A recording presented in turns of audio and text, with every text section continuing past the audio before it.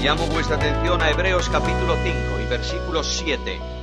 Leamos ese texto, por favor. El escritor de la carta a los Hebreos habla de una persona, le llama Cristo.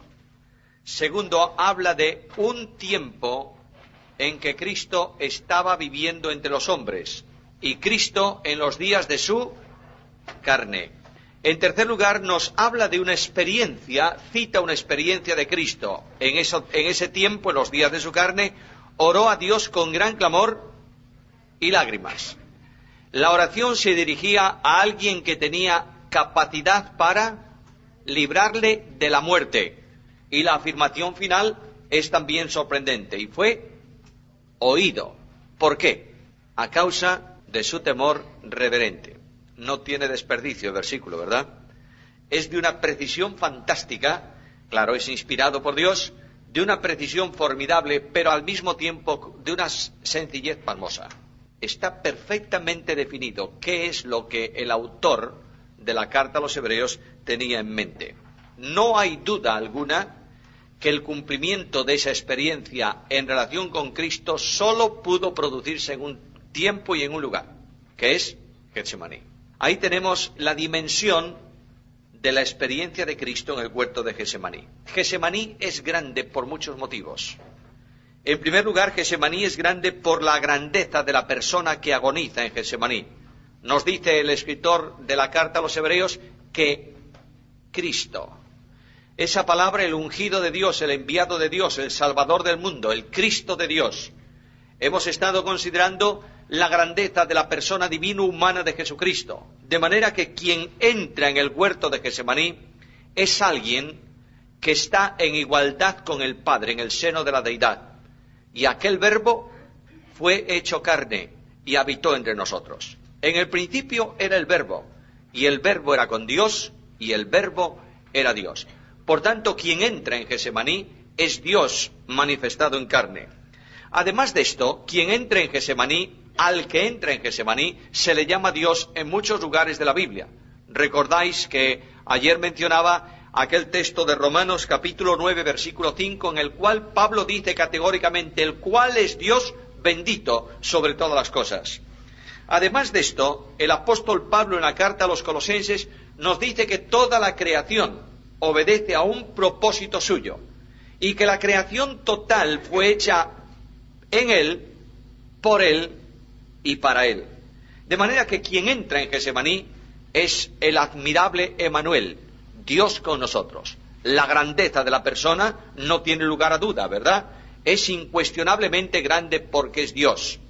En segundo lugar, quien agoniza en Getsemaní es también un hombre. La Biblia enfatiza tanto la deidad como la humanidad de Jesucristo. Es notable ver que en el prólogo del Evangelio de Juan el equilibrio es perfecto.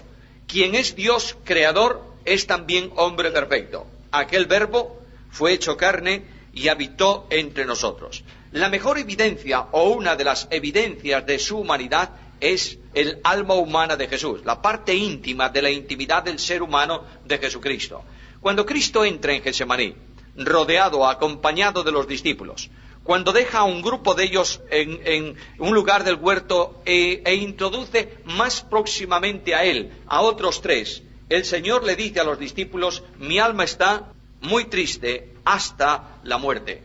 La necesidad humana es psicológica del hombre, Jesús de Nazaret, necesita el apoyo y la compañía de sus amigos.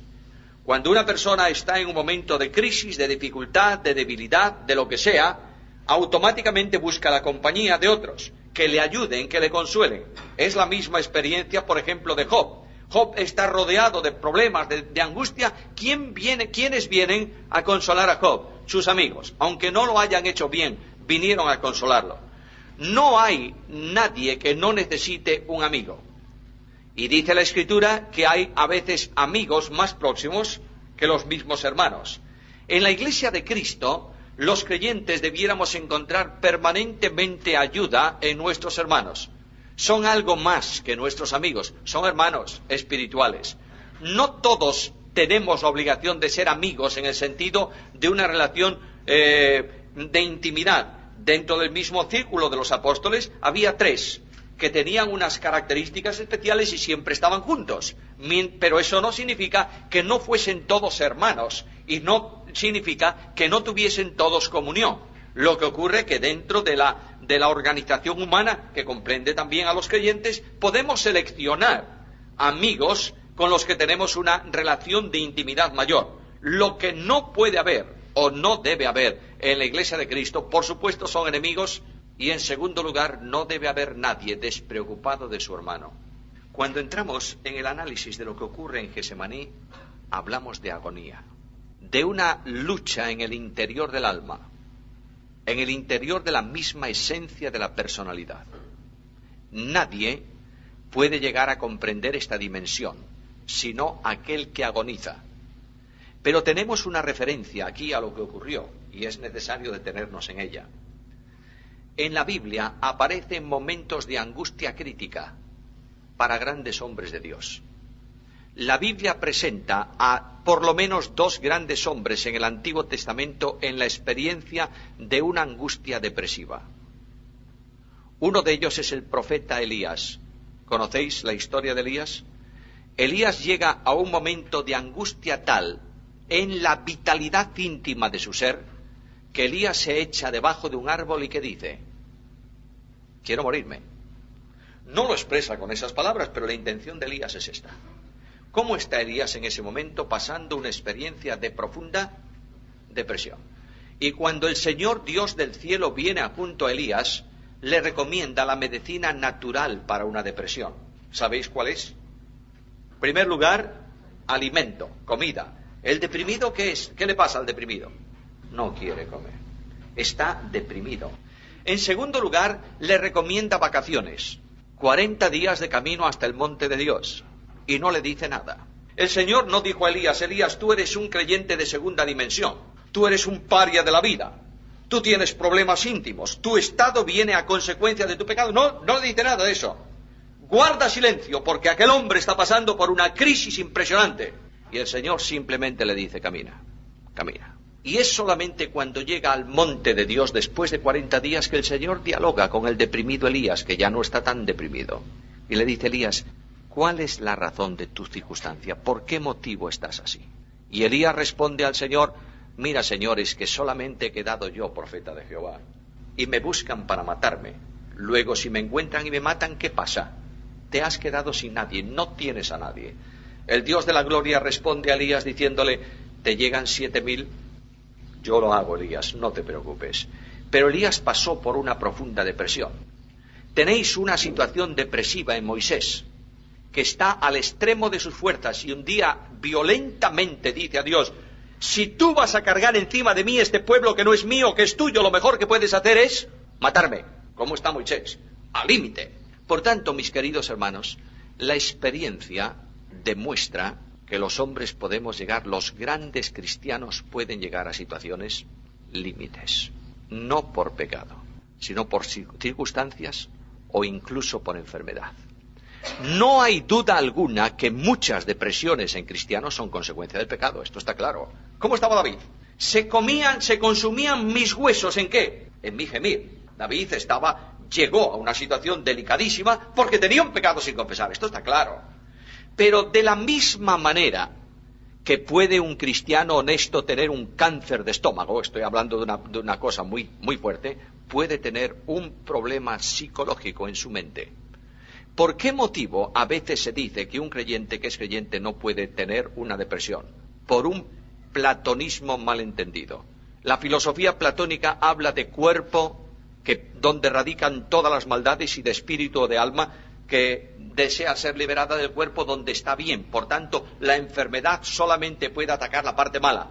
Pero la ciencia médica de nuestros días nos enseña que de igual manera que se avería el páncreas o que tenemos unas cataratas en los ojos, podemos tener un problema psicológico enfermo, de enfermedad que necesita restauración y que se manifiesta de muchas formas, entre otras maneras, por medio de la depresión, o se evidencia en la depresión.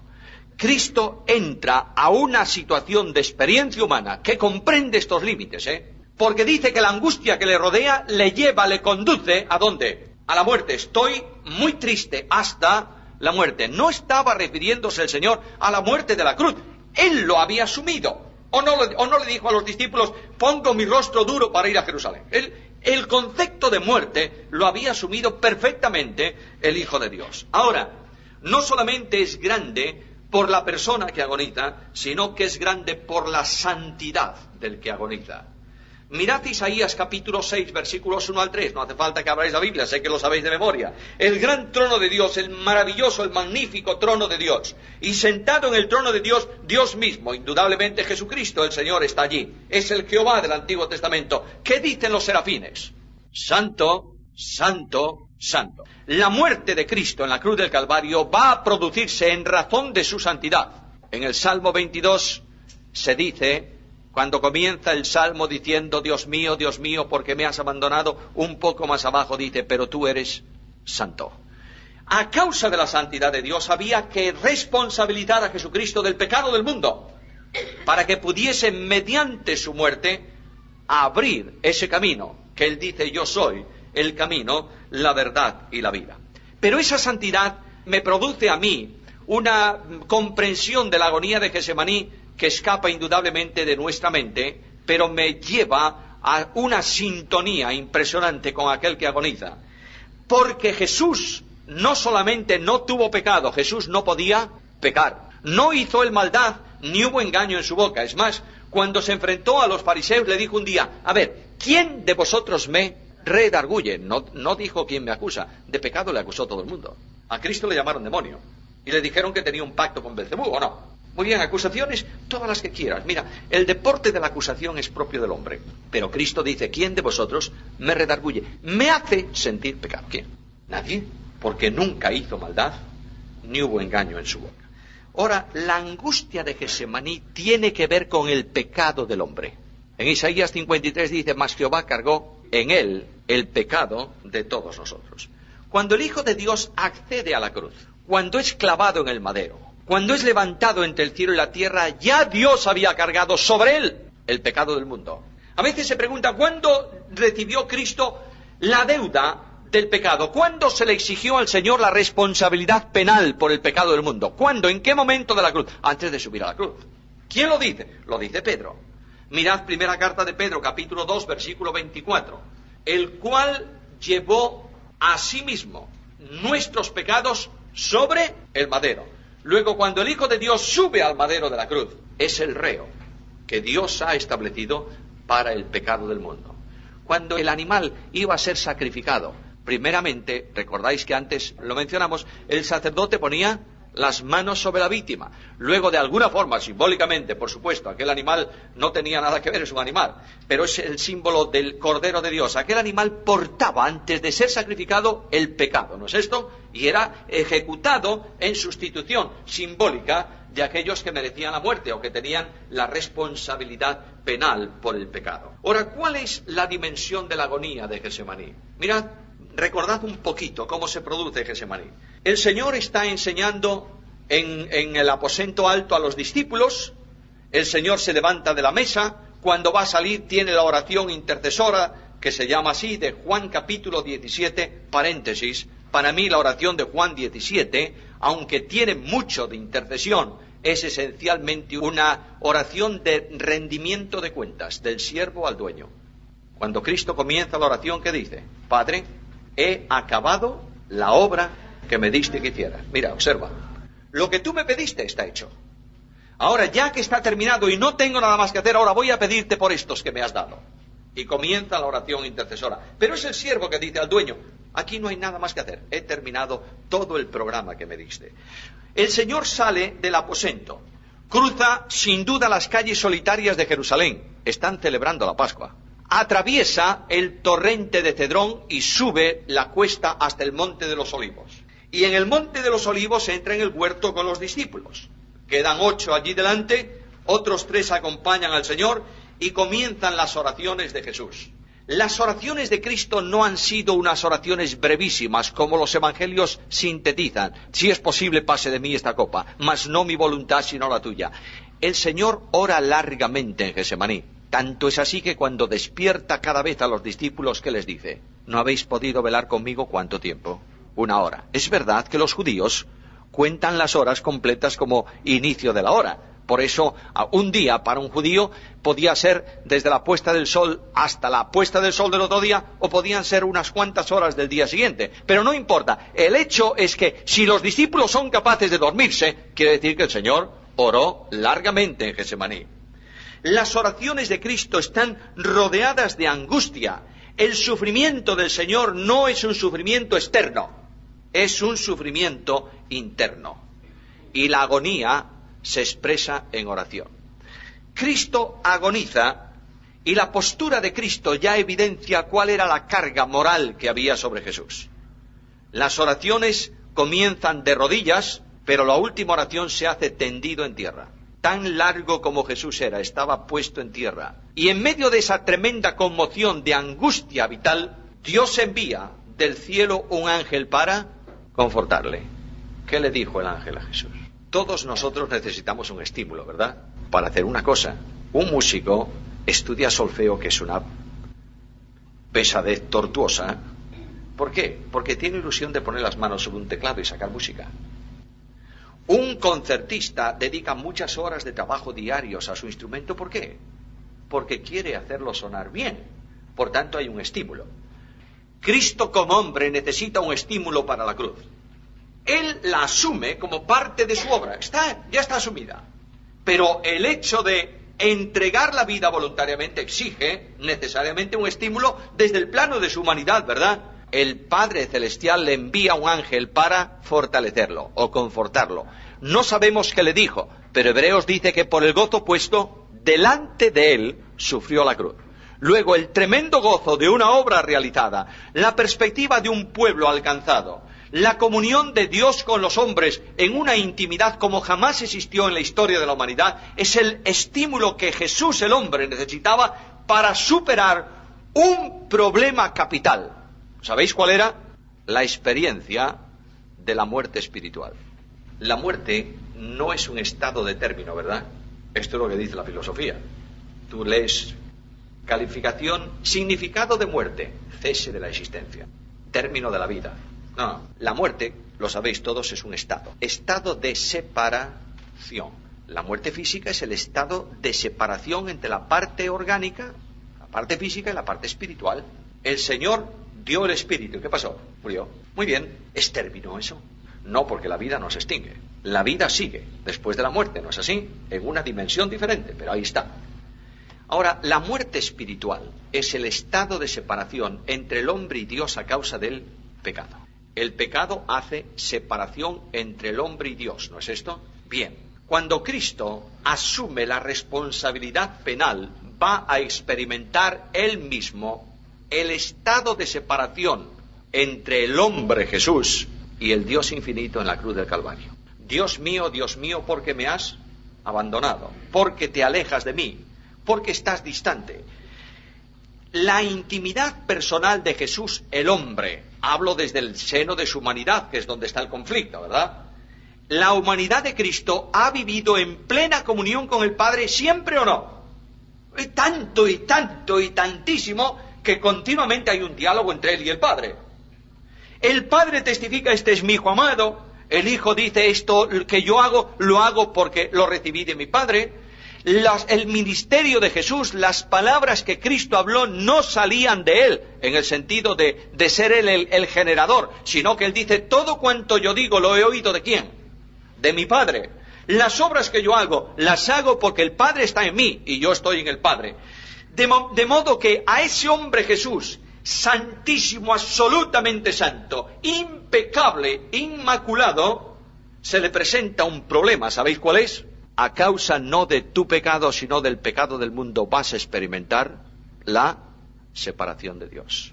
Cristo entra en una dinámica de angustia, de conflicto tan terrible que nadie puede imaginarlo, porque ninguno de nosotros somos santos, en el sentido de Jesús. Hablarle a Jesús, el hombre de Nazaret, de la separación, de un instante de soledad en donde el Padre no tiene nada que ver, en el sentido de comunión, de relación con su humanidad. Esto es impresionante, ¿verdad? Además hay otra cosa. Cuando se produce la muerte física de un hombre en la experiencia de la muerte espiritual, ¿qué ocurre? ¿Qué pasa cuando muere una persona que no ha creído en Cristo? Se va al infierno y comienza para él la experiencia que Apocalipsis llama la muerte segunda. El Señor, por supuesto, no iba a ir al infierno, esto está claro, porque es la humanidad del Hijo de Dios. Está responsabilizándose penalmente de nuestra deuda, y la paga del pecado, ¿qué es? La muerte. Ahora, el Señor está diciendo: Padre, yo quiero, y esta es la angustia de Getsemaní y el ruego de Cristo, Padre, yo quiero que esta situación de rotura, de interrupción de la comunión por el pecado del mundo que yo voy a asumir, sea restaurada antes de que yo muera, antes de que yo dé mi vida voluntariamente. El temor reverente, la angustia tremenda que le produce esta situación en Cristo es respondida por Dios, y lo tenéis en la cruz. En la cruz del Calvario Cristo comienza el suplicio tremendo físico de la cruz, y llega un momento en que las tinieblas rodean el Gólgota, y se produce la rotura de la comunión entre el Padre eterno y Jesús el hombre. Ojo, no hay rotura en el seno de la Trinidad, ¿está claro?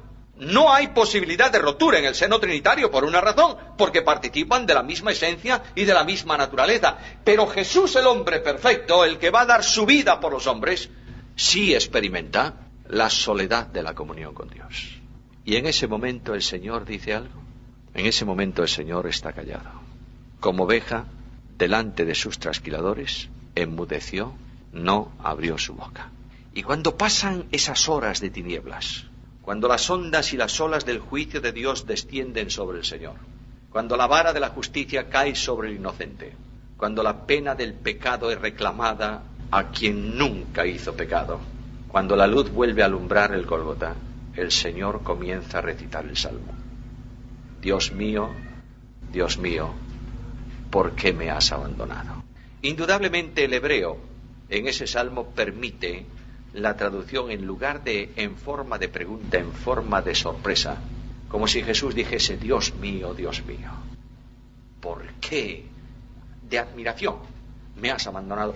¿Por qué has estado lejos de mí y de las palabras de mi clamor?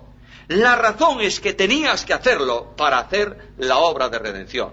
Y Cristo recita posiblemente todo el Salmo, aunque el evangelista escucha la primera palabra y toma esa palabra de los labios de Jesús. Y antes de morir, antes de dar su vida voluntariamente, Jesús ya no trata al eterno de Dios. Le vuelve a llamar Padre. Padre, en tus manos encomiendo mi espíritu. La comunión se había restaurado. Dios da por realizada la obra de la cruz en una sustitución perfecta. Solo queda la vida que va a entregar su Hijo voluntariamente, y antes de la muerte del Señor, la comunión con Dios queda restaurada para el hombre Jesús que entrega su vida, de manera que el Señor fue oído por su temor reverente. Ahora, ¿Cristo es modelo para la vida del cristiano o no? ¿Nosotros vamos a seguir una reproducción idéntica a la del Señor o no? Sí, el proceso nuestro es ser hechos semejantes a Cristo. Mirad el proceso. Primeramente, hay la experiencia de la separación con Dios, experiencia de la muerte espiritual. Segundo, la restauración de la comunión, ya ha sido restaurada, ya vuelve a haber la relación de siempre. Luego está la muerte física del Señor, en tus manos encomiendo mi espíritu. Y luego se produce la resurrección física, digamos así, del Señor. El cuerpo ya no está en el sepulcro. Esta es nuestra experiencia de vida, ¿o no? Segundo punto es restauración. Cuando el Señor, después de las horas de tinieblas, vuelve a relacionarse con el Padre sin la interrupción. Ahora, el proceso de salvación es este. Nosotros estamos muertos en delitos y pecados, ¿no es esto? Cuando creemos en Cristo, Dios nos junta con Cristo, resucitados juntamente con Él. Tenemos una restauración de la comunión. Luego, ¿qué va a pasar? Si el Señor no viene antes, vamos a morir físicamente y después vamos a resucitar, para que en todo seamos hechos conforme a su imagen. Ahora, Getsemaní es un lugar de soledad, ¿sabéis? En la cruz el Señor entra en sufrimiento físico, entra en experiencia de relación con Dios, pero en el huerto de Getsemaní Jesús está absolutamente solo, porque los discípulos, ¿cómo están? Durmiendo. De modo que Él se enfrenta al problema profundo de su humanidad en una soledad absoluta. Conozco testimonios de personas que en medio de profundas crisis personales estuvieron solos. Lamentablemente esto es muy típico entre nosotros, ¿sabéis? Cuando un creyente está pasando por un conflicto profundo, no siempre tiene la ayuda de sus hermanos. No siempre los pastores de la iglesia están cerca de él. Se encuentra como una oveja enferma y abandonada. Yo quiero alentarte si estás pasando por una experiencia semejante. Estás siendo conformado a la imagen de Jesús. Cristo estuvo solo. Y en medio de ese tremendo conflicto, la oración concluye con un canto de triunfo de Jesús, ¿o no? Vamos, vámonos de aquí. Ahora ya podéis dormir y descansar. El asunto está resuelto. Y aquellos pobres cansados de sueño, tensos por las palabras, van a acompañar un poquito de tiempo más a Jesús. Algunos van a estar dentro del patio de la casa donde se está juzgando al Señor, ¿verdad? Algunos, un grupo pequeño, va a estar cerca de la cruz. Un evangelista dice que estaban cerca de la cruz y el otro dice que estaban lejos. ¿En qué quedamos? ¿Estaban cerca o estaban lejos? A ver, otro paréntesis. El grupo entre los que estaban Juan y la madre del Señor y aquellos que habían venido, nos dice que estaban cerca de la cruz. Y el otro evangelista dice, estaban lejos mirando. ¿Cómo es eso? No, el mismo grupo. El mismo grupo. Para uno está cerca, para otro lejos. Es que en la crucifixión, especialmente en la crucifixión de Cristo, se produce un acontecimiento singular que impacta a la gente. Y en las horas de tinieblas, los soldados romanos con toda seguridad distanciaron de la cruz a las personas que estaban allí. Por tanto, estaban lejos en el sentido de que no podían acercarse más a la cruz, pero estuvieron permanentemente al lado de la cruz. Tan cerca que el crucificado dialogó con su madre y con su discípulo. El Señor estuvo rodeado siempre de los fieles que le siguieron hasta la cruz. Y Cristo nos dice esta mañana a cada uno de nosotros, venid, ¿qué? En pos de mí. Dios no nos está llamando a seguir a un glorioso rey, de momento. Nos está llamando a seguir las huellas de un crucificado. De ahí que Pablo diga, ya no vivo yo, estoy crucificado con Cristo. Es el seguimiento propio del discípulo del Señor, ¿sabéis? Es este el seguimiento, no es otro. No es el seguimiento de la grandeza en el reino, es el seguimiento del sufrimiento en la tierra. En el mundo tendréis aflicción. No esperes buenas cosas, pero espera la gloriosa compañía del Señor en medio de las pruebas. No tienes que ver a tus hermanos que no están sintonizando contigo. Puesto los ojos ¿en quién? En Jesús. La asignatura pendiente de los creyentes es el sufrimiento, ¿eh? No nos gusta. ¿Os gusta sufrir? ¿Qué va? A mí me fastidia una barbaridad. Pero tenemos que aprender a sufrir. No puedes entender a Cristo, el desprecio de Cristo no lo puedes entender si no hay alguien que te desprecie a ti. ¿Está claro o no está claro? No lo llegas a entender. No. Tienes que sintonizar con un desprecio singular en tu vida y en la vida de servicio, en el ministerio. Dios te prueba con profundos problemas, con desprecio, con golpes y con un montón de cosas, para que tú abras capítulo 53 de Isaías y digas, enmudeció y no abrió su boca, y entiendas desde la experiencia lo que de otra forma solo lo entiendes desde la inteligencia. No hay que buscar el sufrimiento, ¿eh? El creyente no es un masoquista, no. No busques el sufrimiento, pero estate dispuesto a sufrir por Cristo, ¿verdad? Yo quiero deciros algo a mis hermanos, especialmente a los jóvenes. Mirad, jóvenes, la situación de la Iglesia evangélica en España hoy por hoy está exigiendo de los creyentes comprometidos pagar un precio. El precio que hay que pagar es un precio alto. Supone que te apunten con el dedo, que te marginen de ciertos círculos y que te acusen de lo que no eres.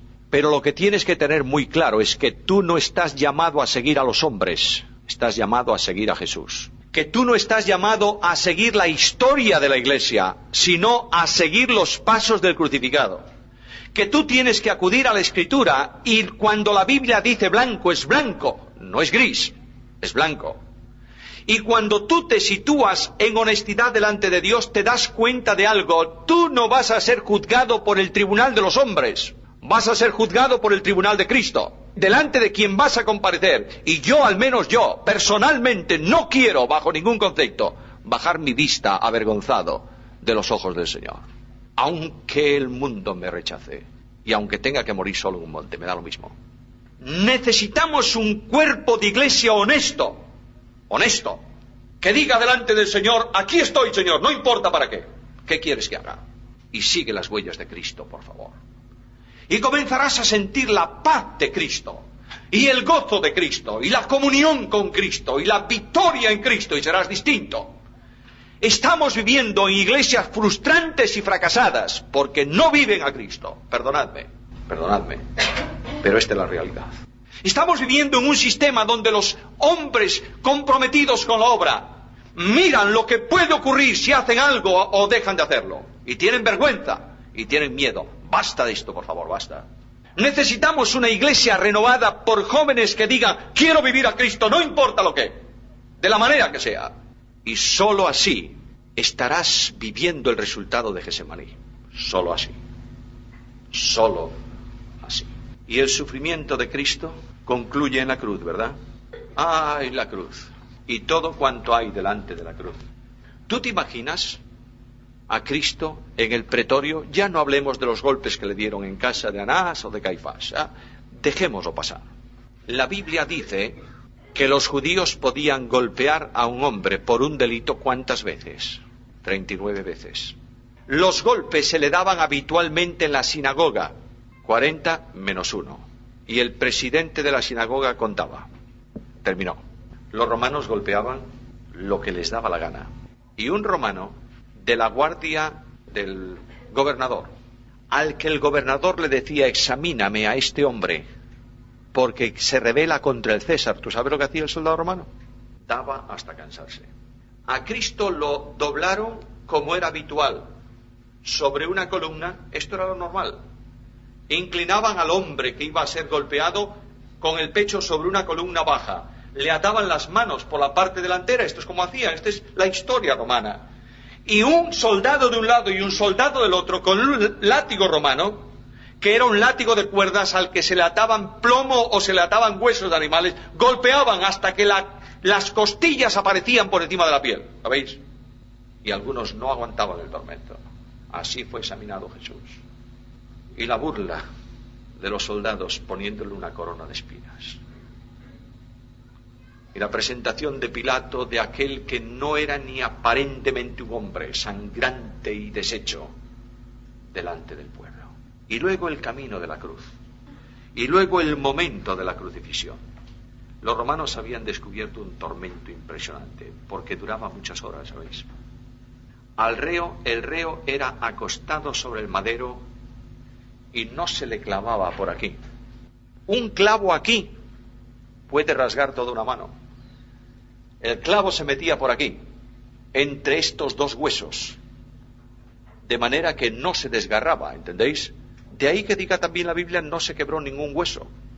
Y esos especialistas hincaban el hierro y cortaban el nervio de la mano. Y el dolor era impresionante. Y luego pasaba el tiempo. Y como el cuerpo no estaba estirado, sino que el soporte de donde estaban clavados los pies era de menor longitud que la altura del cuerpo, el reo quedaba colgado normalmente de los brazos y los músculos del pecho se contraían, sufrían espasmos y no podía respirar. De modo que para respirar tenía que levantarse con los pies. Y así morían muchos asfixiados. Y finalmente, para que muriesen asfixiados de verdad, ¿sabéis lo que hacían con ellos? Le rompían las piernas. Un golpe certero con la parte de abajo de la lanza del hombre romano o con el martillo quebraba los huesos de las tibias. Y aquel hombre quedaba colgado y se moría asfixiado. ¿Qué os parece? ¿Qué os parece? Ahora, todo esto es tremendo. Pero lo más importante para mí, ¿sabéis qué es, hermanos míos? Es una pregunta que yo me hago esta mañana. Yo me acerco por la fe a la cruz hoy. Quiero entrar en el sitio donde el Señor muere. Y contemplo al crucificado. Y veo la angustia y el dolor y la soledad. Y pregunto al Señor, ¿por qué mueres, Señor? ¿Por qué? Y la Biblia me responde, el Señor te amó a ti y se entregó a sí mismo por ti. Y cuando yo recibo esta respuesta me pregunto, ¿y qué podré yo darte a ti? a cambio de tan grande don. E inmediatamente el alma cristiana siente el impacto de la gracia, ¿entendéis? Y es en ese momento de comunión, de identificación con Cristo, que tú puedes decir, como dice Pablo en Gálatas, lejos esté de mí gloriarme, sino en la cruz de nuestro Señor Jesucristo. Oh, hermanos míos, queridos míos, la cruz de Cristo está muy lejos del púlpito de la iglesia en nuestros días, ¿verdad? ¿O no? Hablamos de santidad, tenéis que ser santos. Ay, de aquel que vaya aquí y allá. No, por favor. ¿Por qué no presentas la cruz de Cristo? Es bastante. Y dices, el santo murió por el pecado tuyo. Déjalo, no digas nada más, es bastante. Deja que el Espíritu haga su obra. Deja que el grande, que se cree grande y que es el perfecto en doctrina y el grande de los grandes en la iglesia, el sumo, el dechado, el admirable, déjalo que se enfrente con la cruz y tenga que decir, mi gloria solo es la cruz de Cristo. Déjalo, por favor. Oh, hermanos queridos, es necesario retomar la cruz y ponerla en el púlpito de la iglesia, si no, no tenemos razón de vida. El Señor me amó a mí. De ahí que Pablo diga, cuando pide consagración, hermanos, os ruego por las misericordias de Dios. ¿Hay algo que puedes negar a Cristo esta mañana? ¿Tú? ¿Hay algo? ¿Eres capaz de decirle a Cristo por algo no, cuando Él dio todo por ti? Si lo haces, eres un ingrato y no has captado el amor de Jesús. Nada más impresionante que el amor de Cristo. Hace tiempo leía una hoja del diario de un hombre fundador de la obra misionera en Galicia, un hombre que fundó la iglesia en Marín. Tiene un montón de himnos en nuestro himnario, Enrique Turral. Este hombre escribía una carta que copió en su diario a Inglaterra, al Fondo Misionero Inglés, sobre la obra que él estaba haciendo, y dice literalmente esto. Me impactó tanto que la recuerdo de memoria. Dice, los creyentes de la iglesia son gente humilde, algunos marineros, otros labradores, que lloran cuando se habla de la cruz. El pueblo de Dios ha dejado de llorar y ha sustituido las lágrimas por las quejas. Vamos en un camino equivocado. Es necesario retomar el contenido de la cruz. Sentir la emoción esta mañana. Es bueno, la emoción sana, de enfrentarse con los ojos del crucificado. No después, en la misma cruz. La palabra redención es una palabra, nosotros no tenemos más que un verbo, redimir. Comprar pudiera ser, pero la palabra, el texto griego tiene 4 verbos para hablar de redención. El primer verbo que se traduce como redimir es el verbo agorazo. Agorazo es un verbo, agora era, ¿qué era? La plaza pública, el mercado. Tú ibas a comprar y comprabas un objeto en el mercado, habías hecho un acto de agorazo, de comprar, de pagar un precio por algo. Aquí este verbo implica solamente el hecho de pagar un precio. Yo quiero comprar algo, ¿cuánto vale? Tanto, pago el precio. El segundo verbo es el mismo, pero con la preposición ec o ex. Ex, agorazo. Cada vez que encontréis esa preposición, bien así, porque vaya unida al verbo bien separada, que entonces la encontraréis como ec. Esa preposición siempre significa sacar algo. De manera que al verbo pagar se le añade un sacar. Es pagar y sacar. Por ejemplo, tú ibas al mercado. Había un esclavo. Decías, ¿cuánto vale? 100 denarios. Pagabas. El esclavo estaba todavía allí. De momento solamente era este verbo, agorazo. Pagaste. Segundo, tomabas al esclavo y te lo llevabas contigo.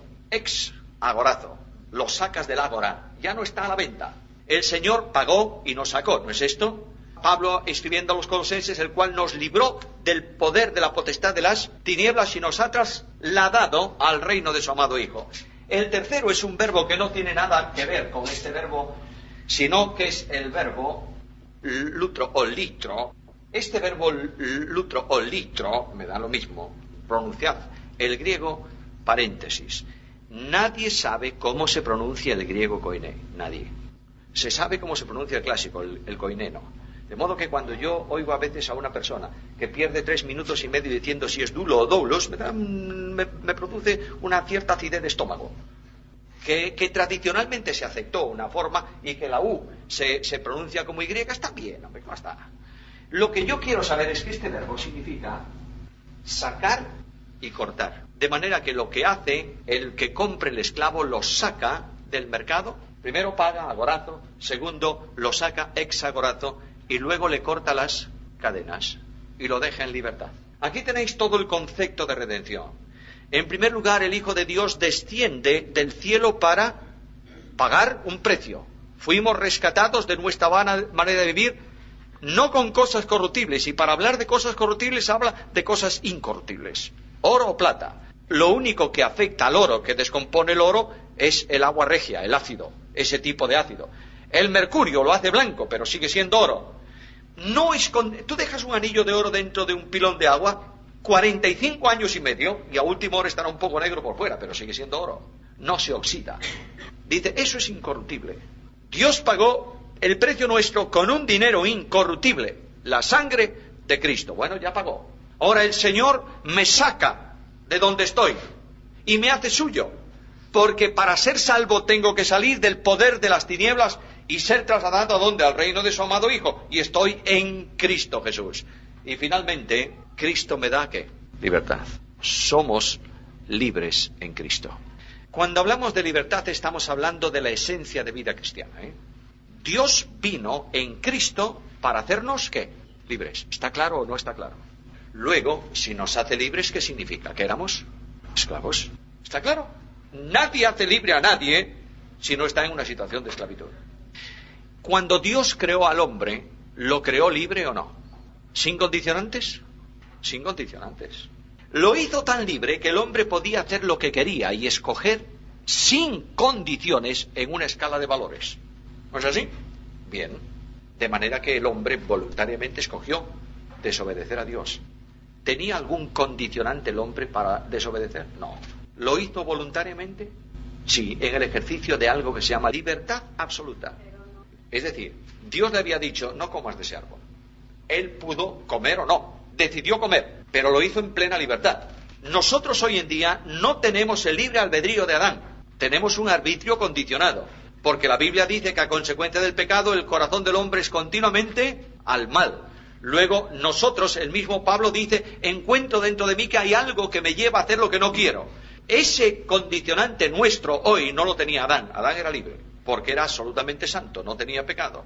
En el momento en que Eva, es igual, en el momento de la tentación, en el momento en que el hombre sucumbe al tentador, lo hace escogiendo una falsa libertad. El tentador viene al hombre y le dice, ¿tú eres libre? ¿Qué va? Si fueses libre, podrías comer de eso. Dios no te ha hecho libre, te ha condicionado. ¿Tú quieres ser libre? Ser libre significa conocer lo que Dios conoce, el bien y el mal. ¿Tú quieres ser libre? Y el hombre dijo, quiero ser libre. Y comenzó a andar en un camino de libertad. Es como cuando, ¿sabéis cómo se cazan algunos monos en la selva? Se pone un coco, ¿sabéis lo que es un coco? Un coco seco. Lo llenan, le hacen un agujero, es pequeño arriba, lo atan, lo llenan de semillas o de fruta que le gusta al mono. Y el tonto del mono viene y mete la mano dentro del coco, agarra las semillas y cuando quiere sacar la mano, como la tiene llena de semillas, ¿qué pasa? No sale. Y allí gruñe el tipo tirando el coco y lo que tenías era que dejar las semillas y sacar la mano. Bueno, pues ya está. Eso en el Ecuador es como cazan algunos monos. Bueno, muy bien. Ahí tenemos, el hombre dio el primer paso en un camino de libertad y cayó inmediatamente ¿en qué? En la esclavitud, de cadenas espirituales. La primera cadena que ató al hombre a esclavitud es la cadena del yo. Hasta entonces, Adán nunca dijo yo. Mirad lo que dice Eva al tentador. El Señor nos ha dicho, no comáis. Luego, ¿quién está? ¿Quién está primero en la vida de Eva?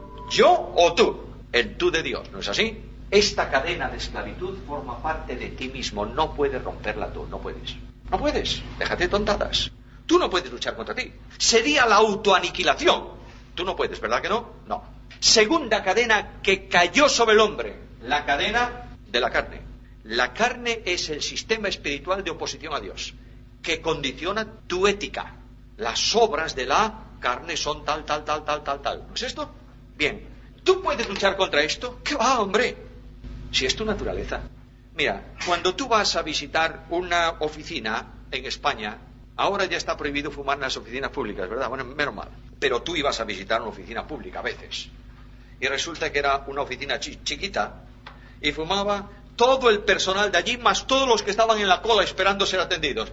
De modo que tú entrabas allí y a los 3 minutos de estar ya dentro te faltaba el oxígeno y se te ponían los ojos colorados. ¿Por qué motivo no resuelves el problema cuando estás en una situación? ¿Cómo puedes resolver tú el problema del humo dentro de un local lleno de humo? No respirando. ¡Qué sencillo! No te preocupes, hombre. Tú tienes problema con el humo, deja de respirar. Y tú dices... Y aguantas 1 minuto. Bueno, ya es aguantar. Pero no sabes que te hace daño, deja de respirar. ¿Pero cómo voy a dejar de respirar? Si es mi naturaleza, ¿verdad? Es mi naturaleza. No puedes hacer nada. Es tu naturaleza. Puede ser que no cometas adulterio, ¿verdad? Pero ¿cuántas veces has visto a la mujer del prójimo? O el marido de la prójima. ¿Cuánto? Y no me diga nadie historias, ¿eh? No me digan historias. Y no me diga nadie que un hombre muy espiritual es aquel que va por la calle y no ve pasar un monumento a su lado. Eso es una estupidez. Tú eres así porque eres tú, ¿no es así? Bien. ¿Puedes luchar contra esto tú? ¿Qué va? ¿Eres esclavo? Esclavo, con 2 cadenas. Tercera cadena, el mundo. Y esa cadena del mundo, no luches tampoco tú contra ella, no puedes. No améis al mundo ni las cosas. Ya he dicho muchísimas veces que las cosas no es la lista de prohibiciones que yo tenía cuando era joven en mi bolsillo, ¿eh? No la tenía físicamente, pero la tenía. De modo que mundo en mi tiempo, por ejemplo, era una cafetería. Eso era mundo. Por tanto, si te verían entrar en una cafetería, estabas entrando en él. Entonces, ¿cómo es la santidad desde esa óptica? Pues no comas, no toques, no gustes, no uses. Colosenses 2, ¿verdad? Y hacemos una lista del mundo. Y yo tenía, perdonadme, es una ilustración, yo tenía una lista de cosas del mundo. En el bolsillo derecho lo que podía, en el bolsillo izquierdo lo que no. O al revés, da lo mismo. Si eres del PSOE, cámbialo. Entonces, tú tenías eso. Llegabas a tu casa y sacabas la lista de prohibiciones. Shh, no soy nada santo. Oí música del mundo, fui a una cafetería, me colé en el fútbol, abrías la lista de cosas santas y bueno, vamos bastante bien.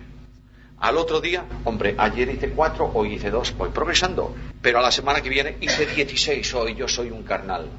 Y andabas como un pordiosero, viviendo en la angustia de la religión, hasta que descubres que mundo no son cosas físicas. Las cosas físicas son utilizadas por el mundo, sí, pero el mundo, dice Juan, que las cosas del mundo son la concupiscencia de los ojos, la concupiscencia de la carne y la soberbia de la vida. Esas son cosas del mundo porque no proceden del Padre. ¿Está claro o no? Ahora, dentro de la concupiscencia de los ojos puede estar la televisión, ¿verdad? Pero yo puedo sentarme para ver un documental de animales en la televisión o no. Claro, pero si veo un documental de animales de 2 patas haciendo animaladas, pues claro que tengo la concupiscencia de los ojos por ahí. ¿Cómo no? De modo que tan cosa del mundo es el pobre televisor, que es electrónica pura, como es cosa espiritual cuando se pone un culto de evangelización ahí. Bueno, pues ahí está. Además, las cosas del mundo también pueden ser los instrumentos musicales, ¿o no? Música del mundo. Que yo sepa, solo existe una música. Es música un poco más ruidosa o un poco menos ruidosa. Más rítmica o menos rítmica. No hay instrumentos espirituales y instrumentos carnales, ¿eh? Hay músicos espirituales y músicos carnales. Eso sí.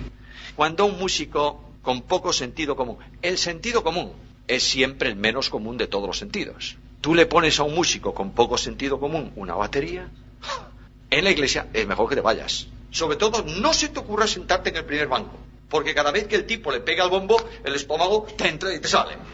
Bueno, y resulta que descubro que en el cielo hay más bien guitarras que órganos, porque los ángeles dicen arpas, más bien guitarra, de tipo guitarra, la arpa cortita. Hermanos queridos, la música no es del mundo, ¿verdad? No, la música es para alabar al Señor. Pero yo vuelvo a las cadenas. ¿Estamos sujetos por cadenas o no? ¿Puedes librarte? Y de pronto Cristo interviene. Y viene Jesús. Y Jesús dice algo. Si el Hijo os libertare, ¿seréis libres? No. añade, verdaderamente libres. Ahora, ese verbo, ese condicional, si elijo libertare, en el texto griego está expresado como un presente continuado, con un condicionante. Cuando el Hijo os liberta, entonces sois auténticamente libres. Viene Jesús y dice, ¿cuándo? ¿Cuándo? Os liberte, ¿no es esto? Y ahora nosotros pensamos que la libertad de Cristo es algo del pasado. Yo creí, Señor, yo he creído y cayeron mis cadenas. Cayeron mis cadenas, vi mi libertad y te seguí. Dice el himno, ¿no es esto? Bien.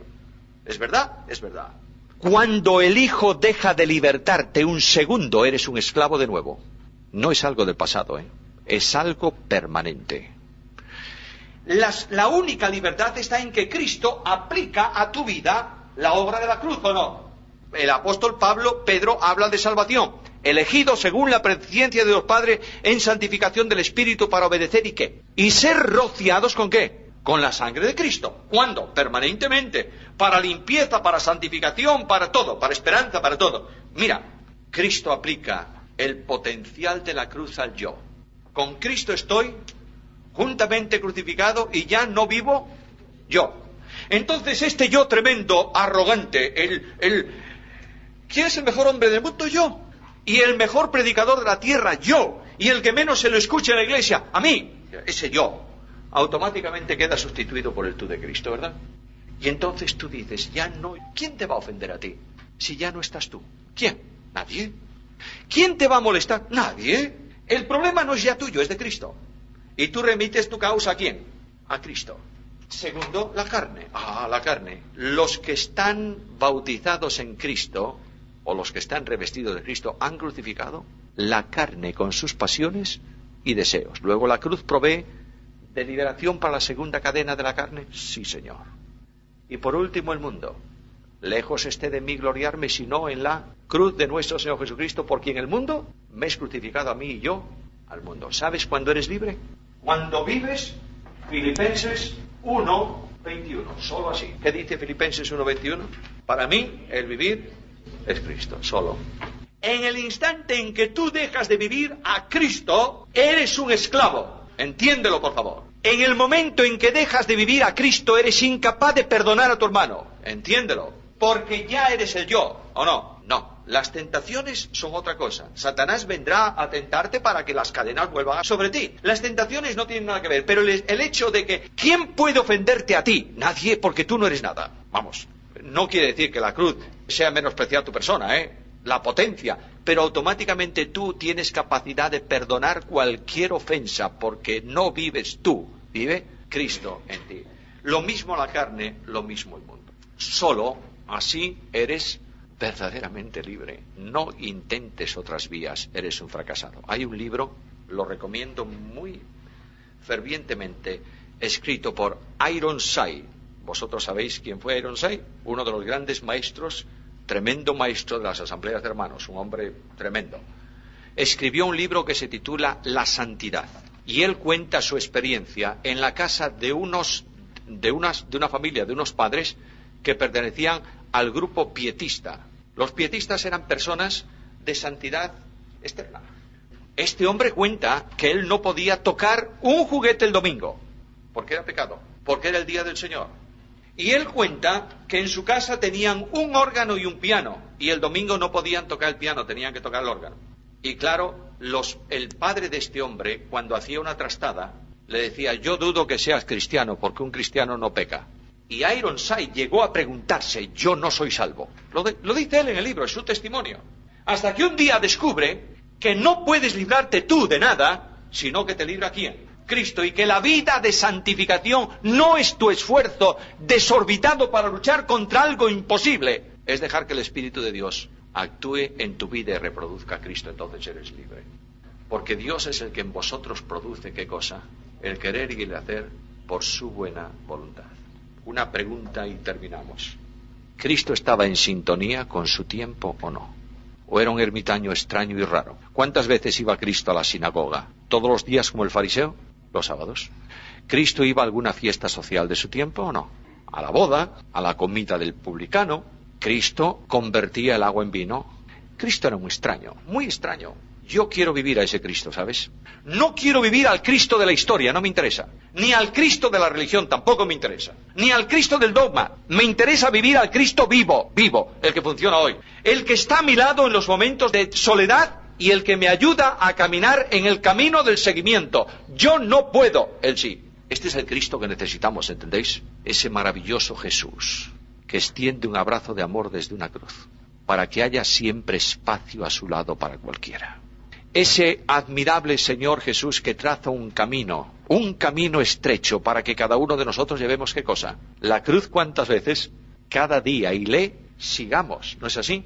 El camino es lo suficientemente largo para que la cruz sea del tamaño que sea, no importa cuál, lo suficientemente estrecho para que solamente tú puedas llevar tu cruz. ¿Pero quién está a tu lado en el camino?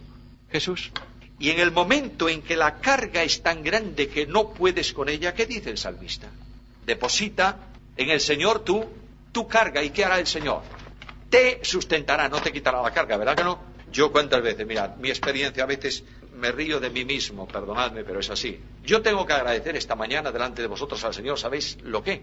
La cantidad de veces que Dios me ha dicho no, tengo que agradecérselo. Y a veces yo le digo al Señor, Señor, quítame la carga, por favor, quítame la carga. Y el Señor sabe lo que me dice. Dice, ¿por qué te voy a quitar la carga? Voy a hacer algo mejor. Te voy a coger a ti para que puedas con la carga. Porque la carga te es necesaria para que seas hecho más semejante a Jesús.